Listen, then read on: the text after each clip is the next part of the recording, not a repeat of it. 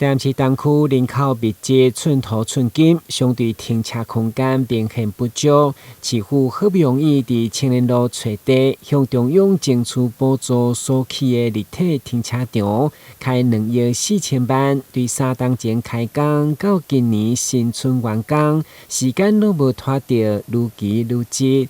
庆东港伫节节当地乡亲甲民代见证，参像办喜事共款。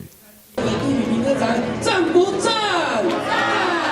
希望东区有更多进步的建设，来提供给咱的民众，咱的民众让生活素质、都市服务机能越提高，生活素质就越好。这个停车场，水平温的地下停车场，包括你市政府边仔迄个体山啦，迄个地下停车场，北区承德里的迄个停车场，这种前瞻计划200个。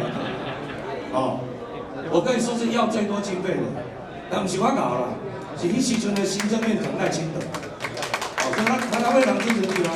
该停车场除了当停200台汽车甲45台机车的空间，内部保留了85档的楼层，嘛加添广场绿色生态气氛。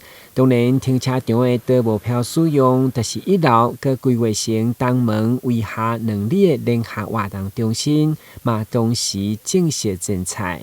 3、2、1，揭牌！掌声喝彩！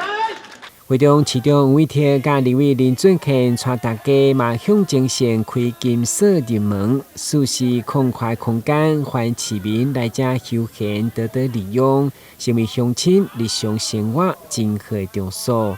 台南新闻管制采访报道。